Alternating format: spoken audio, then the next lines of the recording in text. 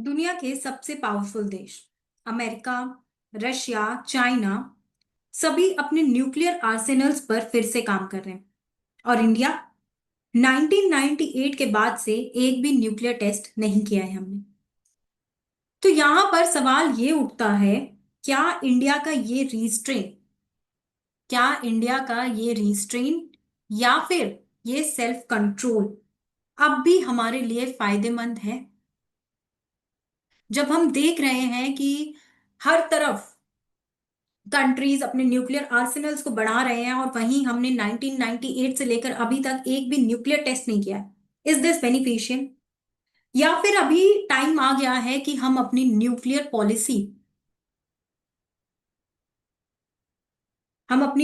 Policy में इसको या तो हम दोबारा से इवेल्युएट करें या इसमें कुछ चेंजेस लाएं। So let's understand this entire topic in detail. सबसे पहले मैं आप लोगों को थोड़ा सा बैकग्राउंड बताना चाहूंगी अबाउट इंडियाज न्यूक्लियर पॉलिसी, कैसे ये इवॉल्व हुई। तो देखिए क्या हुआ।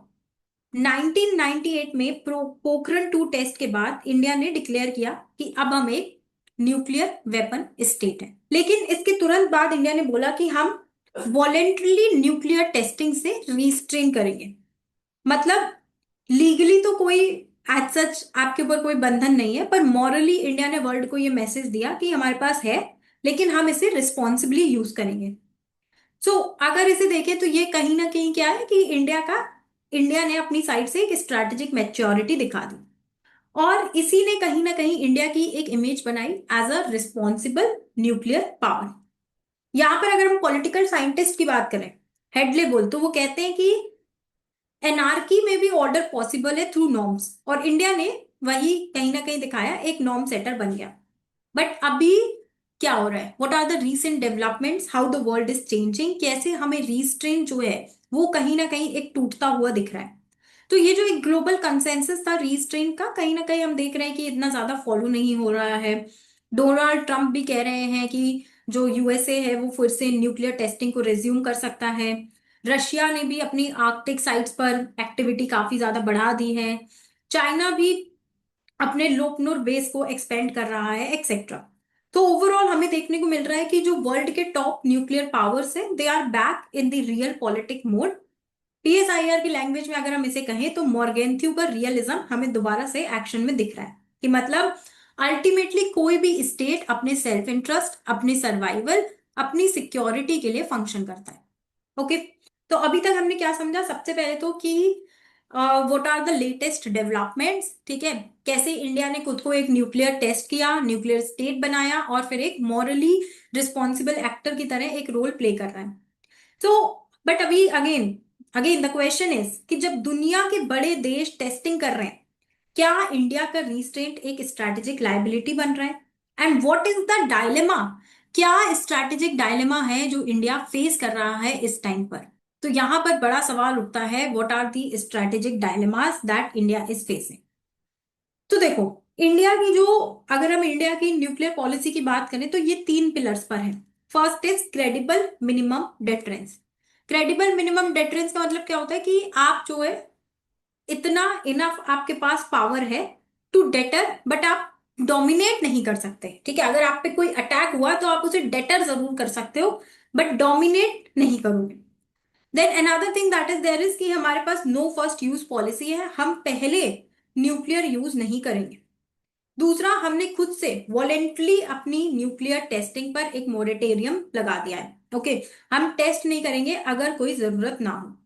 तो ये फ्रेमवर्क, इस फ्रेमवर्क ने, ये जो हमारा न्यूक्लियर पॉलिसी फ्रेमवर्क है, इसने कहीं ना कहीं इंडिया को एक सॉफ्ट पावर एडवांटेज दिया है। जैसे कि जोसेफ नाय कहते हैं कि सॉफ्ट पावर जो है वो क्रेडिबिलिटी से आती है। और कहीं ना कहीं जब इंडिया ने इस तरह का रिस्ट्रेन दिखाया कि ठीक है हमारे पास न्यूक्लियर पावर है लेकिन हम टेस्टिंग नहीं करेंगे, ठीक है, क्रेडिबल मिनिमम डेटरेंट मेंटेन करेंगे, नो फर्स्ट यूज है, एक्सेट्रा, तो इसने हमारी क्रेडिबिलिटी अपने आप बना दी। लेकिन अब इसी के कंपैरिजन में अगर हम यहाँ पे जॉन मीरशाइमर की बात करें, तो जॉन मीरशाइमर कह रहे हैं कि एक एनार्किक वर्ल्ड में वर्ल्ड मैक्सिमाइजेशन से ही आपका सर्वाइवल हो सकता है। तो अगर चाइना अपने न्यूक्स मॉडर्नाइज कर रहा है और पाकिस्तान टेक्टिकल न्यूक्स बना रहा है, तो अब जॉन मीरशाइमर के व्यू के हिसाब से अगर हम जाएं तो क्या फिर भी इंडिया के लिए ये रिस्ट्रेंट सेफ है? दिस इज समथिंग, देखिए इसका कोई ऐसा डेफिनेट आंसर नहीं हो सकता, ये सब डिबेट्स हैं। ओके, कि क्या इंडिया को इस वक्त करना चाहिए, क्या हम कर सकते हैं, एक्सेट्रा। अब आपके आगे आपके लिए काम का क्या है कि ये जो ओवरऑल टॉपिक चल रहा है न्यूक्लियर टेस्टिंग के ऊपर, न्यूक्लियर पॉलिसी के ऊपर, यहाँ पे कौन सी एथिकल थ्योरीज को हम पढ़ सकते हैं और कैसे उन टॉपिक्स को यहाँ पर रिलेट कर सकते हैं। तो अगर हम रियलिज्म की बात करें, जिनके स्कॉलर्स होते हैं जनरली, जैसे कि आपका मॉर्गेंथ्यू हो गए, केनेथ वॉल्स हो गए, तो वो कह रहे हैं कि इंडिया को टेस्टिंग फिर से करनी चाहिए ताकि आपका जो डेटरेंस है वो क्रेडिबल बन जाए। अब वही लिबरल्स लिबरल्स जैसे कि योहान नाय, ये क्या करेंगे, पीस की बात करेंगे, तो ये बोलेंगे कि आप कोऑपरेशन करो, ट्रीटीज, क्योंकि ये लोग किस पे फोकस करते हैं, इंस्टीट्यूशंस वगैरह पे फोकस करते हैं।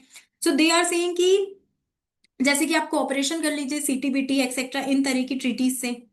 कंस्ट्रक्टिविस्ट, ओके, जिनके मेजर स्कॉलर कौन है, एलेक्जेंडर वेल्ट। ओके, कंस्ट्रक्टिविस्ट क्या करते हैं, आइडेंटिटीज, इंटरनेशनल नॉर्म्स, इन सब की बातें करते हैं। तो कंस्ट्रक्टिविस्ट कहते हैं कि रीस्ट्रेंट जो है वो एक आइडेंटिटी है और ये इंडिया को एक मॉरल लेजिटिमेसी दे रहा है।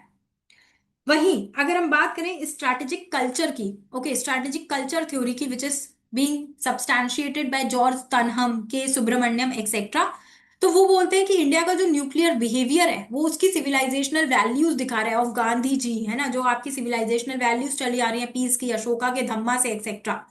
और कहीं ना कहीं हमें इससे कंटिन्यूटी भी दिख रही है इंडिया की स्ट्रैटेजिक थिंकिंग में, कि हम क्रेडिबल मिनिमम डेटरेंस है, नो फर्स्ट यूज है, लेकिन हमारे पास है, तुमको डेटर कर देंगे हम, ठीक है। So that's that. तो ओवरऑल अगर हम इसमें बात करें तो एक तरफ तो हमारे पास सिक्योरिटी डायलेमा है और दूसरी तरफ नॉर्मेटिव पावर पॉलिटिक्स है, और यही वो चीजें हैं जो आपको पेपर 2 में लिखनी होती हैं। ये इवोल्यूशन हमने एक समझा था कि जैसे कि 1950s में एक आइडियलिस्टिक फेज था जहां पर नेहरू जी ने ग्लोबल न्यूक्लियर डिसआर्मामेंट की बात की थी। फिर लेकिन इस तरह की सिचुएशन अराइज हुई, ओके, हमारे पास क्या कहते हैं, चाइना के पास न्यूक्लियर वेपन्स आ गए, पाकिस्तान बना रहे, तो इंडिया वाज कंपेल्ड कि अब जब हमारे नेबर्स के पास है, हम पे अटैक हो गया, तो हम क्या करें। तो इसीलिए हमने पोखरण 1 और पोखरण 2 टेस्ट किए 1974 और 1998 में। और जब हमने 1998 में किया तो उसके बाद हम अपनी एक न्यूक्लियर पॉलिसी लेकर आए जिसके 3 पिलर्स हैं, credible minimum deterrence, no first use etcetera. 2008 में हमारा ग्लोबल इंटीग्रेशन भी होता है जब Indo US civil nuclear deal होती है और इंडिया को एनएसजी वेवर मिलता है। ये कहीं ना कहीं एक इवोल्यूशन है अबाउट इंडिया न्यूक्लियर पॉलिसी।